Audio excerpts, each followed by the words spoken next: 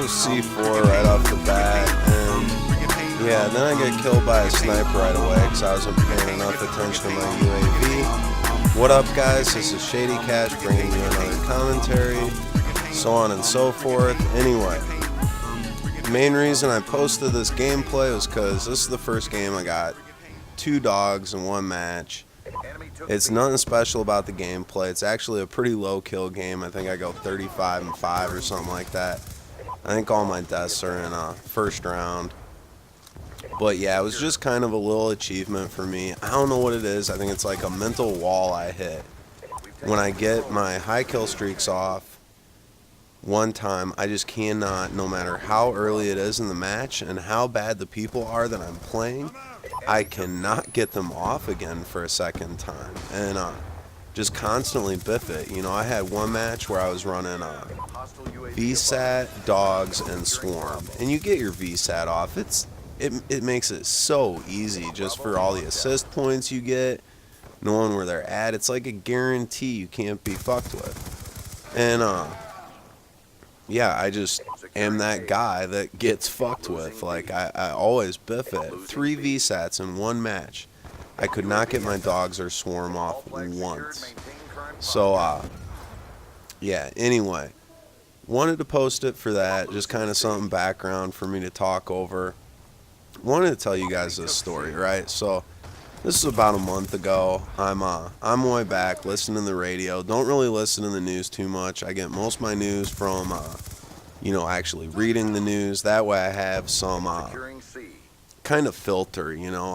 I can kind of read what I choose. I try not to listen to crap in the news that's just trying to make me afraid and things like that. But, so I'm listening to the news, and I live in Iowa. There's a small town that I live next to that's called Marion, right? And at the Marion Library, apparently, there's some younger kids there, like, not younger, but, you know, like 14, 15, whatever. And they're talking, you know, probably trying to be courteous to others, but, you know, kind of talking, joking around like younger kids do. And this older dude, you know, by older, I mean like probably 40s, 50s, is like, shut the fuck up, right? Real loud to all these kids. And everybody just kind of stops what they're doing, apparently. You know, like the kids all kind of stop talking, and the librarian that heard him just kind of sits there and looks at him. And the kids, you know, kind of go back to talking a little bit amongst themselves, and he looks at the librarian, and he's like, do your fucking job. And then he gets up and he's like, next time I come back here, I'm going to shoot somebody, right? And leaves, okay? So, one of the customers that was at the library, they went up to one of the librarians and they're like, are you going to call the police? You know, somebody needs to, like, call somebody about this. And she's like, yeah, I'm going to call, you know, the superintendent, whatever. And, you know, have them call the police, because that's really, you know, their job, whatever. And the lady's like, okay. So librarian calls the superintendent. Superintendent apparently was like, I'm in a meeting. You know, after the meeting, I'll call the police and, you know, make them aware of the situation and what's going on or whatever. Librarian's like, okay, hangs up, job well done, right?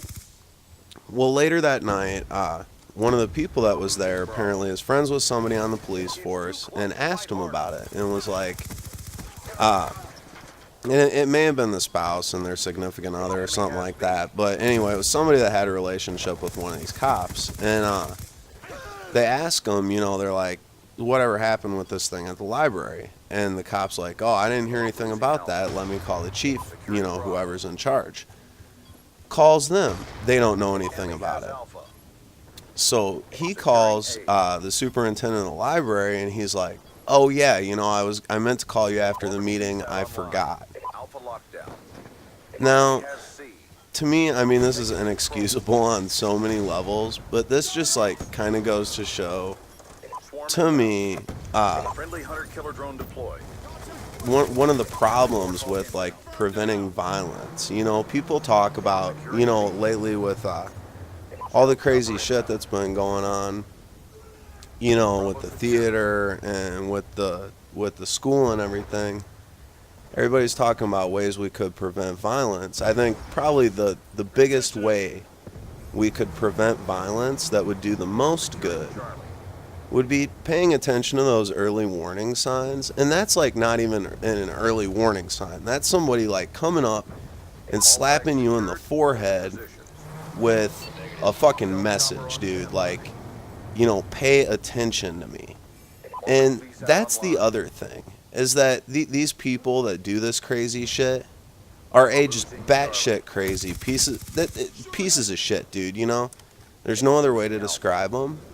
But on top of that, they're attention seekers, right? I guarantee you, this dude that said this shit in the library, you know, there's probably like an 80% to 90% to like 99% chance. I don't know, it's up there, but the chances are really low that he would have ever actually acted on this threat that he voiced, but the possibility's there.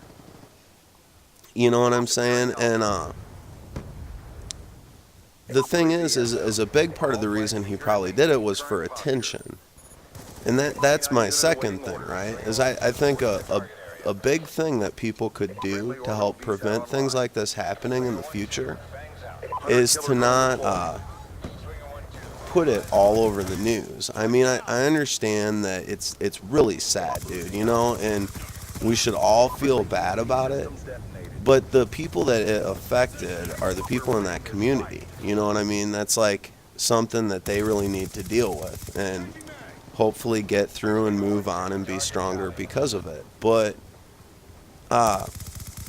when we start putting these people all over the news and talking about them forever, it lets other people that are like that feel like nobody listens to them and nobody's ever going to listen to them.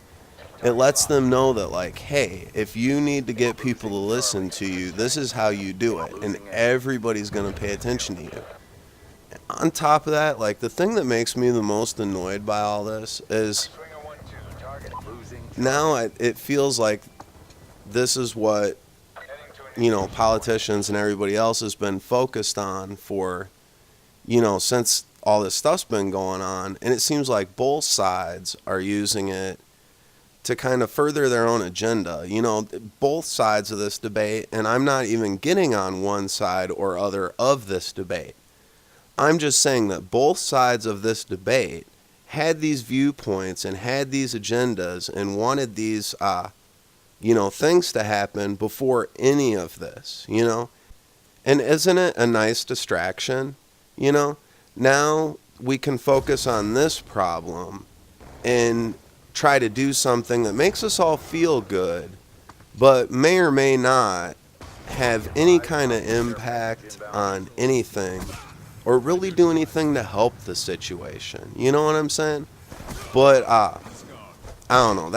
It's just something I had to get off my chest, and that's it. You know, I hope you guys enjoyed the commentary, and I hope you're all having a good week. Take it easy. Peace. Oh, and P.S. I have no agenda.